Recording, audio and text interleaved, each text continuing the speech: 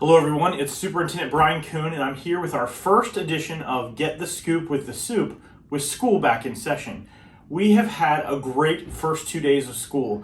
I think the students are doing an amazing job. Pick up and drop off processes have run smoothly, and the roundabout has really improved traffic flow around the intersection because East Possum Road just isn't backing up like it used to, if you remember those days. So thanks for everyone for making our first 2 days of school go smoothly, and we look forward to returning next week after the Labor Day holiday. That's right, just a reminder, Monday is Labor Day, there is no school.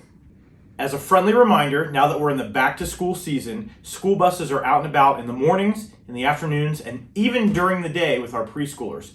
Always exercise caution when traveling around a school bus and while driving in a school zone. Make sure you know that when the red lights are on, that means you need to stop for the safety of our students. Another topic we've received a lot of questions about here in these first 2 days of school is the breakfast and the lunch program. Things have changed since last year, so I wanted to clarify once again where we are. For breakfast, we are, for the first semester, offering free breakfast to all students, K through 12. So when your student comes in the building, all of them are able to participate in the school breakfast program at no charge. So middle school and high school students can get breakfast off the breakfast carts located around the building at the designated times, and elementary school students are also welcome to participate in the breakfast program once they arrive at school.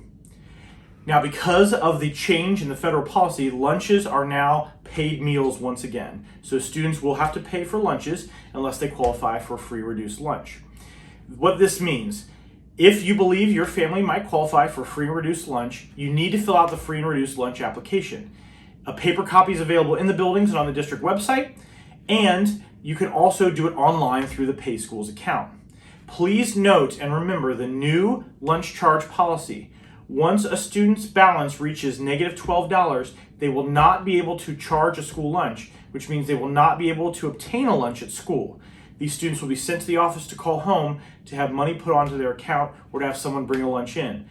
This is, again, part of the federal program that requires us to minimize the amount of debt that we're carrying in our school lunch program.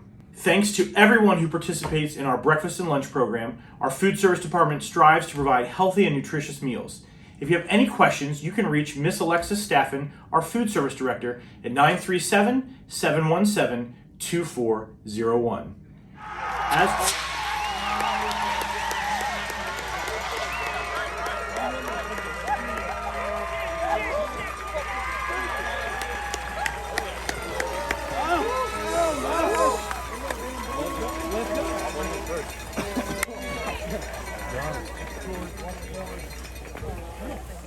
So tonight is our second home football game. We take on the Graham Falcons here at our stadium at 7 o'clock p.m. You want to be sure to get there for that. Mr. Billet's going to be here. Yep, be in my normal spot against the fence, watching the middle school kids running around. All right. Now, Mr. Billet, they've updated and revamped the concession stand over there.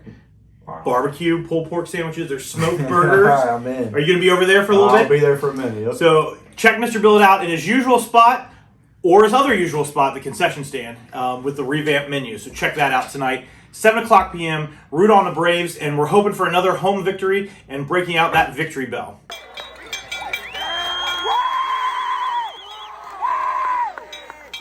All right, so we've got 2 days down and a 3-day weekend. So both of those are exciting. It's nice to have the first 2 days of school wrapped up, but it's also nice to look forward to that 3-day weekend. So how did it go this week, Mr. Billet? You had open house with an orientation for 7th and 8th graders, and you got those first 2 days in. Oh, very excited. New staff this year, great staff. Kids are excited, showed up, a lot of enthusiasm.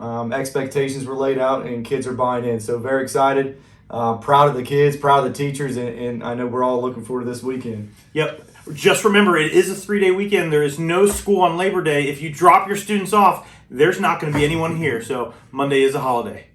All right, for our scoop session of this Get the Scoop with the Supe, I'm joined by Mr. Adam Billet, Shawnee Middle School principal, who's here to do a taste test based on the recommendation of Sarah Martin, who suggested a classic favorite, cookies and cream. Are you a fan of cookies and cream? Top of my list. All right, so there's whipped topping on top. We got these delicious straw-like things. So you know the rules. You get a couple bites, and then you're going to give it a score 1 to 10 on the 10th. So Perfect. dig in there.